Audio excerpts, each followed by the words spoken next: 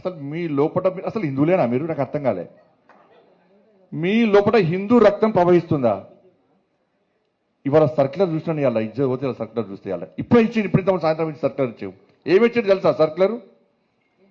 రంజాన్ టైంలో అంటే సాయంత్రం 4 గంటల తర్వాత పోచట వాళ్ళు. నువ్వు రంజాన్కు 4 గంటల తర్వాత వాళ్ళకు ఉద్యోగాలు ఇచ్చిపెట్టి పోతా, మాకు ఏమి ఇబ్బంది లేదన్నా. కానీ నా అయ్యప్ప ఏం పాపం చేసిండు? అయ్యప్ప స్వాములు ఏం పాపం చేసిండన్నా? నా అయ్యప్ప ఏం పాపం చేసిండన్నా? మధ్యాహ్నం దీక్ష తీసుకొని అయ్యప్ప మాల తీసుకొని మధ్యాహ్నం ఆఫీస్కి పోతే టిఫిన్ బాక్స్లో పోయి తినరాదు, అప్పుడప్పుడు వంట వేసుకొని మడితో తినాల్సి వస్తుంది. అవునా కదా? ఇలా ఈ ఉద్యోగస్తులు, ఉపాధ్యాయులు, ప్రైవేట్ ఉద్యోగులు కూడా అయ్యప్ప దీక్ష తీసుకొని ఉద్యోగానికి పోతే మధ్యాహ్నం పోదామంటే ఎవరు ఎప్పుడు తనిఖీ చేస్తారో, ఎప్పుడు సస్పెండ్ చేస్తారో ఒక భయానక వాతావరణంలో ఉద్యోగస్తులు, అయ్యప్ప దీక్ష చేసుకున్న ఉద్యోగస్తులు భయపడే పరిస్థితి వాళ్ళ తెలంగాణ రాష్ట్రంలో ఉంది. మధ్యాహ్నం భిక్ష లేకుండా పస్తులుండి అయ్యప్ప దీక్ష చేసుకునే పరిస్థితి వల్ల గంట సేపు బయటికి పోవాలంటే సస్పెండ్. మరి ఏ పాపం చేసిన అయ్యప్ప?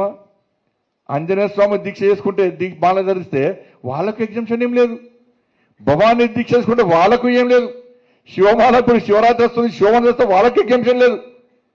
మరి సర్కిల్ ఒక్కరికైనా అంటే హిందువుల పరిస్థితి తెలంగాణ రాష్ట్రంలో బిచ్చ బతికేది వాళ్ళ హిందువుల పరిస్థితి.